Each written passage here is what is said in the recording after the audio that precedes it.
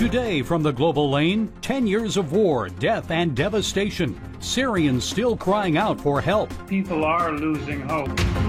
40 days on the front lines, stories of forbidden faith, and an imprisoned North Korean Christian unable to forgive her persecutors. This regime had caused so much heartache and so much suffering for her. She just wasn't there yet.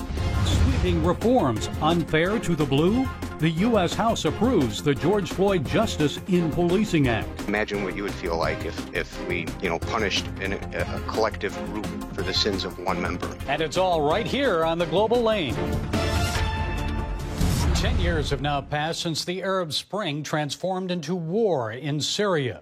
Few people on earth today have seen such widespread and massive devastation, experienced such horrendous suffering as have the Syrians. As many as 500,000 have died, and that's about 2% of the country's population.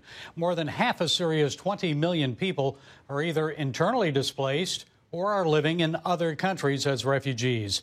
You're unlikely to hear about it in the news as often as you once did, but this suffering continues. And here to bring us up to date from Amman, Jordan, is Johan Moy. Mr. Moy is Syria Response Director for World Vision. Johan, it's a pleasure to talk with you. So tell us, this war has gone on now for a decade. Is there any end in sight? What's the situation on the ground now? Well, the situation hasn't changed very much in the last couple of years, unfortunately, I must say.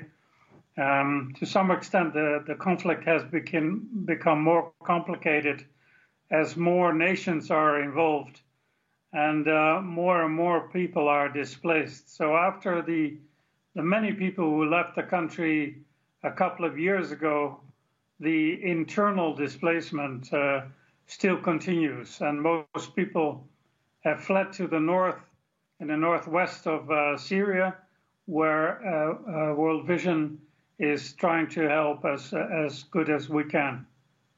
Well, we've already mentioned some of the human toll, Johan, but economically, your partner Frontier Economics reports the cost of this conflict could exceed $1.7 trillion.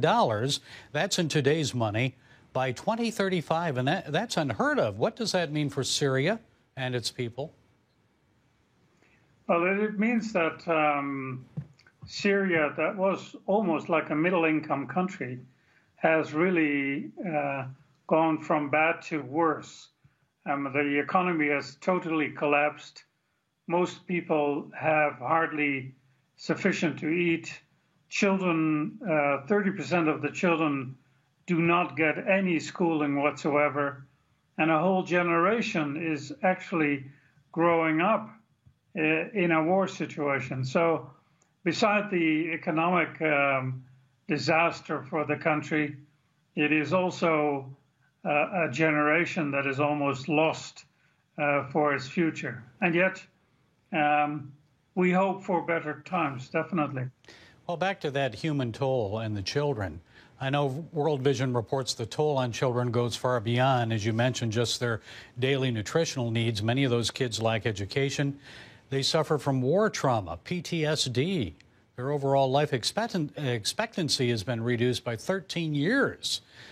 It seems that although 500,000 people have died, the war has killed the future of an entire generation. So the future of the country, actually. How do you ever get beyond that? And the numbers are enormous. Huh? You mentioned them. It's kind of hard to visualize what is happening. The country doesn't learn to survive. I mean, the resilience of people is going down. And although we do what we can, people are losing hope. And I mean, when you hear about 1 million people being displaced, entire cities have to move to safer areas. And for us, it's almost impossible to understand. And although humanitarians like World Vision, but also quite a few other organizations are doing their level best, but unless there is peace in the country, the suffering will continue. What about the status of the Syrian church? Many Christians have fled, but some still remain there. When I visited Ma'lula And Damascus 5 years ago, it seemed like the church had been devastated, but it was still surviving. Share your observations. Yeah, my observation, first of all, it is a privilege to partner with churches that have been around for so long. Particularly the Orthodox churches, they have been there for 2,000 years. They have their faith, of course, but it is also part of their nationality. For many of them, it's not even an option to leave the country. I don't know how they do it, but I was talking to one of the bishops the other day, and he is pleading for help, and he sees people trying to escape the war, and yet he feels that Christians have a role to play in the country. So he's pleading for his people to stay. But as a non-Syrian, it's hard to imagine what it is for people to have to stay in a situation like that. But the church does have an important role to play. Well, we will continue to pray for them and also help as we can. From Amman, Jordan, Johan Moy, Syrian Response Director for World Vision, thank you for sharing your time and insights. Thank you.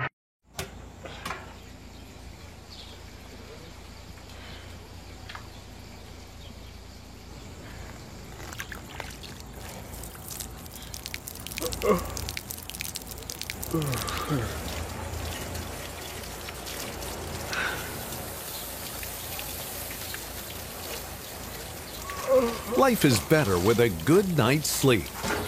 Get your free DVD or booklet of Protect Your Sleep as the world watches from the outside. It's a big diplomatic tug of war here in the Middle East. Go inside the story with Jerusalem Dateline. Israeli archaeologists are talking about a discovery that could change the thinking about the Temple Mount. Join CBN Jerusalem Bureau Chief Chris Mitchell and get the biblical perspective on the events shaping the world. What starts in Israel then ends up going to other places. Watch Jerusalem Dateline Friday night at 9:30 on the CBN News Channel. Life. It's meant to be lived fully. Jesus said it. I came to give you life. Life to the fullest. Life in your family. Life in your finances. Life in your body, mind, and spirit. Life in your everyday.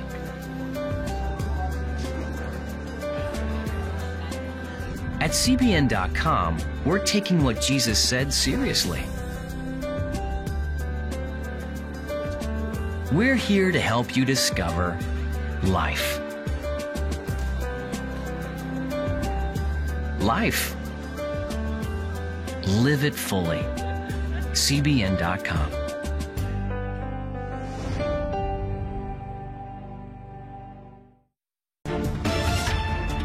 The world is becoming less free.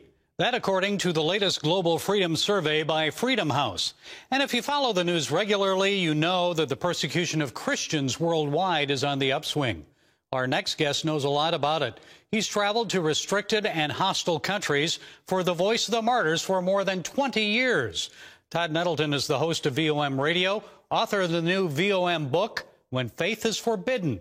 40 days on the front lines with persecuted Christians. So, Todd, it's good to see you again. Before we discuss the book, I know you've served the persecuted church now for 20 years. I'm sure you've seen persecution grow worse. So why do you think it's getting worse? Why is that happening?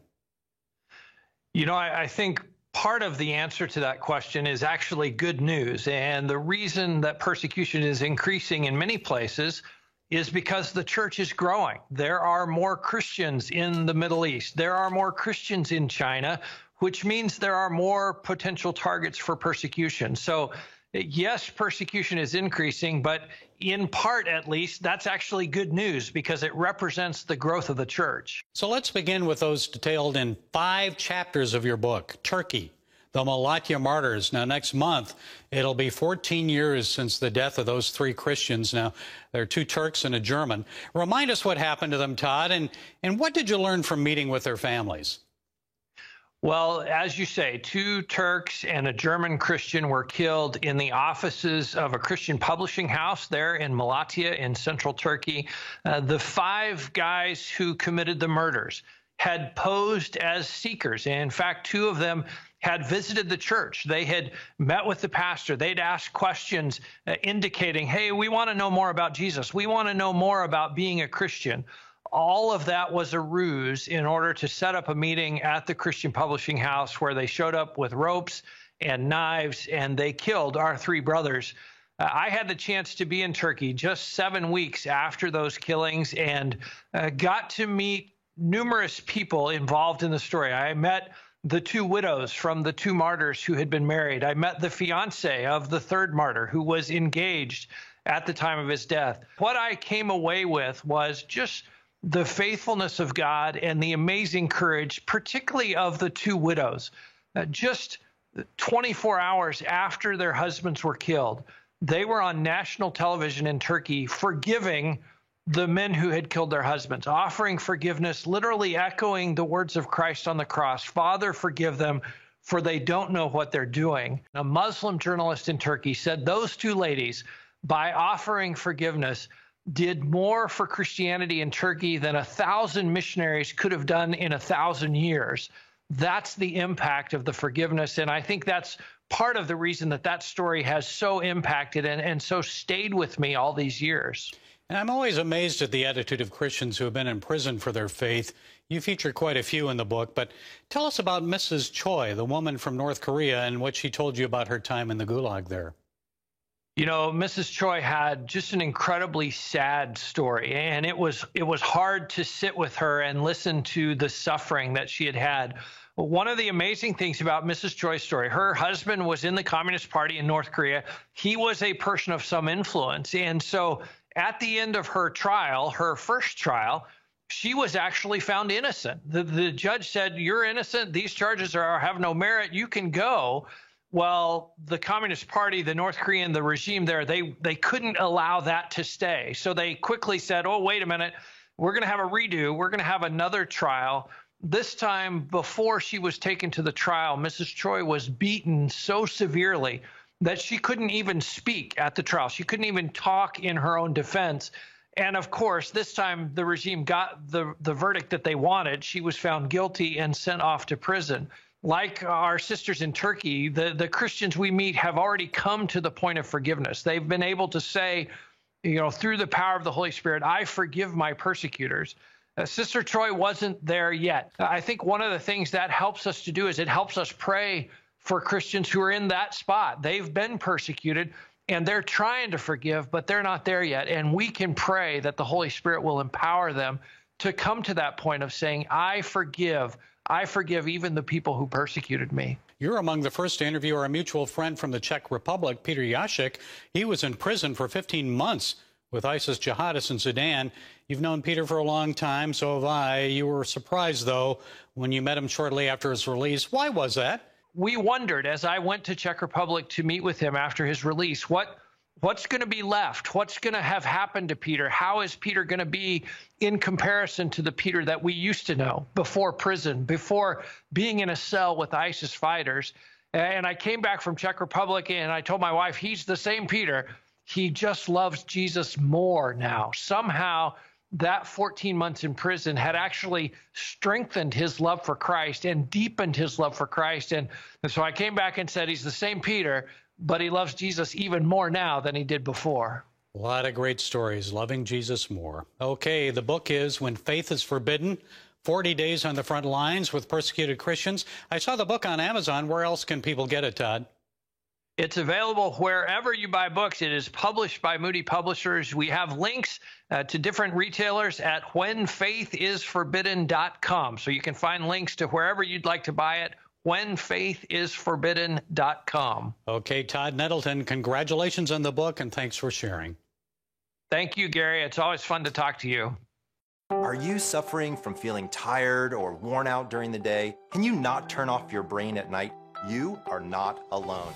Hi, I'm Dr. Michael Bruce, the Sleep Doctor, and I've partnered with the Christian Broadcasting Network, and we're going to bring you some unbelievable information that you can use tonight to get a better night's rest. Wake up to your best life.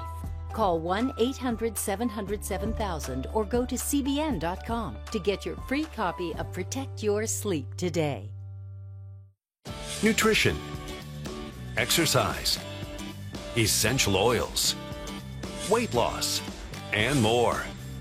It's Healthy Living with Lori Johnson. Talk about what's in this. Join CBN health reporter Lori Johnson to get the latest information from today's top health experts. This is fantastic. Find out what you need to know to live a healthier life.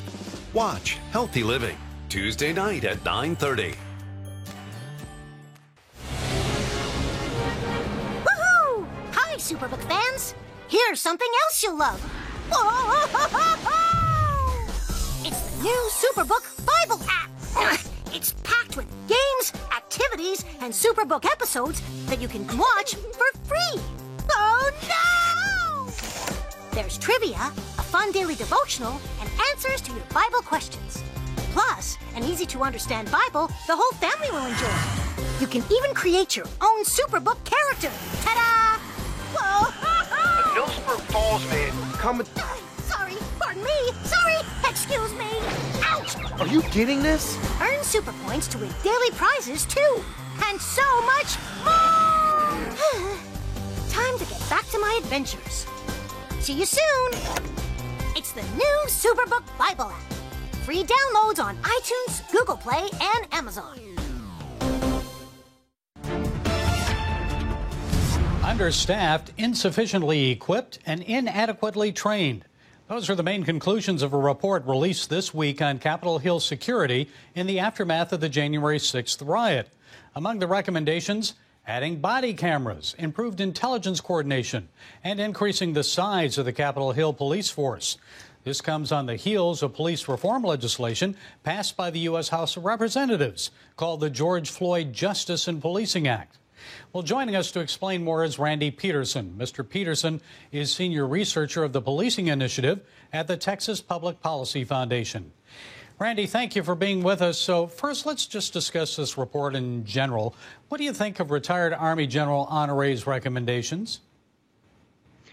Well, the use of body cams, I think, is not problematic. In fact, I think it's mostly welcomed by law enforcement. I believe the data shows that body camera use tends to exonerate the police far more often than it implicates them in any wrongdoing. So that's not necessarily problematic. I do find it a little bit ironic that the same side of the aisle that spent all last summer calling to defund the police wants the police directly around them to be increased, which 800 new officers would be a dramatic increase in funding. So that part is interesting to me, to say the least. It is. Now, some people would say it's overreacting a little bit. Critics are not downplaying, of course, the seriousness of the January 6th riot, but after all, it was the first like it in U.S. history, one in over 200 years. So what has changed?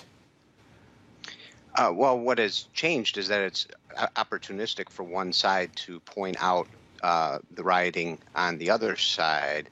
The left spent almost 8 months to a year ignoring the fact that most of our major cities were on fire. And then for a single day, what in comparison is a minor riot in comparison to the 100+ days that Portland and Seattle were rioting, there was an immediate response. They found the word violence again. It just seems it's very hypocritical, I guess, to say the least. And then this is not to justify what happened on January 6th by any means. That was horrible. Of course. Well, let's look at the George Floyd Act that was passed by the House recently. Most people probably support eliminating police chokeholds, no-knock warrants. But the legislation also eliminates qualified immunity for police and redirects funding to community-based policing programs. So what do you think of those proposals? Well, to go to the first point, the public, there is some consensus around banning chokeholds, but what we recognize as chokeholds is, a cutting off of the airway, which no police department trains to do. But a vascular neck restraint, which restricts blood flow, is used by some police departments and is almost always non-lethal. When you start to take away those kinds of tools, when you make some legislation in certain parts of the country have made multiple activations of the taser deadly force, or the use of the vascular neck restraint deadly force, when you start to move those out of the realm that they're actually in, which is almost always non-lethal, you take away a tool from the police, and a less lethal tool, which automatically begins to escalate their responses, right? And they're not going to train in a system that is now classified as deadly force when they already train with their firearms for that purpose.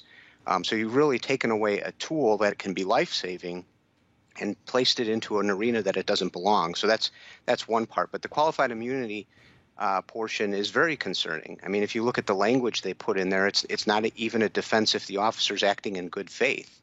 And something goes terribly wrong that violates someone's constitutional rights. That's not even considered a defense in there. I'm concerned that things like this, even calling it the George Floyd Act, right? There's over 700,000 police officers in the country, and only one of them put their knee on George Floyd's neck. And to cast all of those fine men and women in that same category imagine what you would feel like if we, punished a collective group for the sins of one member. And finally, Randy, the defund police movement, it seems like we're hearing less about that these days, but supporting police defunding may have cost Democrats some seats in the House in the last election. Maybe that's why we're not hearing about it, but it's still being pushed by some politicians and communities. Tell us more about that. Well, the defunding the police movement is probably the most dangerous sentiment that we have here. That when you take away funding, you automatically have to cut training, and training is the most important mechanism by which we can improve policing. The part of the report saying that the Capitol Police were undertrained, that would go for almost every police department in the United States. They're not unique in that situation. They just don't have the funds to properly train the way that they should. Defunding compounds that. It makes it worse. It doesn't make it better. If you're looking to have less bad use of force incidences, ones that go really bad, the worst way you could do that is to take away training from police, and that's what defunding really does. We're going to see. It's going to take a while to find out the effects on the generation of the teachers leaving, an entire generation behind by leaving the classrooms for over a year. We won't know the effects of that for some time. But if the police leave us, we'll see the effects of that tomorrow. Well, it's hard to believe that anyone would want to be a police officer nowadays. Randy Peterson of the Texas Public Policy Foundation, thank you for sharing your insights today. Yes, sir. Thank you. Come home to the sounds of Southern Gospel from CBN Radio. You'll enjoy a rich Southern blend of bluegrass, classic gospel, and Southern gospel favorites like the Gaithers, the Crabb Family, and bluegrass sounds like Mountain Faith. So make yourself at home with the all-new CBN Southern Gospel, now available at cbnradio.com.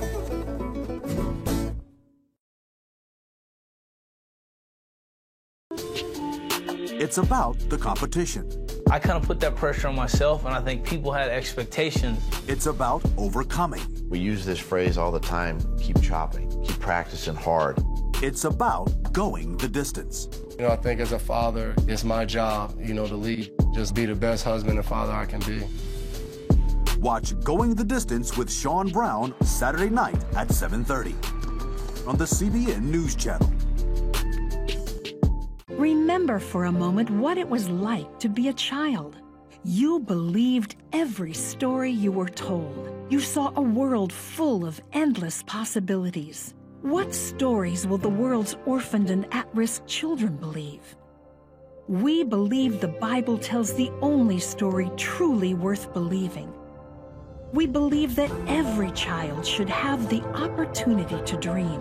The chance to take challenges and turn them into possibilities. The chance to stand on the promises of God. To recognize their place in the greatest story ever told. They have their whole lives ahead of them. Theirs is a world of endless possibilities. They are looking for a story to believe. We will tell them that story. Will you join us?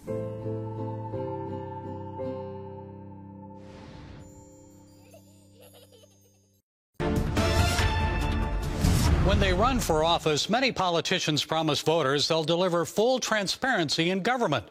Then once they get in, they work aggressively to hide their misdeeds from the public. Their attitude now? How dare people demand accountability and full disclosure of malfeasance from New York and Michigan nursing homes? Late last March, New York Governor Andrew Cuomo sent 9,000 COVID-positive patients to super spreader nursing homes in the state. Not a good idea, right? But it happened, and we now know that at least 15,000 people may have died in those nursing homes, nearly twice as many as originally reported. Last April, Cuomo signed legislation shielding New York nursing homes from lawsuits over COVID deaths. Listen to New York Assemblyman Ron Kim. He tried to repeal the legislation, calling it a license to kill. If you follow the money, Governor Cuomo got about $1.5 million in campaign donations from the same industry lobbyist who wrote the language of the legal immunity, who bragged about it in a press release. The governor reportedly threatened Kim after the assemblyman made that disclosure. Cuomo allegedly said he'd destroy Kim. Meanwhile, in Michigan, there are now calls for a possible criminal investigation of Governor Whitmer's handling of nursing homes early on in the pandemic. Some Republicans allege Whitmer paid hush money to the former state health department director to keep him quiet about COVID nursing home misdeeds. Robert Gordon resigned in January and received what Whitmer says was a $156,000 separation agreement. In return, the former health director signed a confidentiality agreement. Governor Whitmer denies it was hush money designed to keep Gordon quiet. She said, quote, separation agreements are used often in the public and private sector. Michigan State House Oversight Committee Chair Steve Johnson disagrees. This is not something that's common, not something that we've seen here in state government before. And if it is so common, then why weren't they open in the public about it? It was actually the work of a dedicated journalist that exposed this. It's something that they tried to hide all along. And this is taxpayer money. And folks, that's why the people of Michigan deserve the truth. This was a public official. The public pays his salary. And he received $156,000 of taxpayer money in exchange for secrecy. What does Gordon know? When did he know it? Why was he given this unusual sum of money? It sure seems like someone wants to keep him quiet, doesn't it? Let's pray he doesn't end up like Jimmy Hoffa. But the people of Michigan deserve better. So do the people of New York. There should be full disclosure and an independent, non-political investigation conducted in both states. If Governors Cuomo and Whitmer have nothing to hide, then let's see them call for a thorough investigation.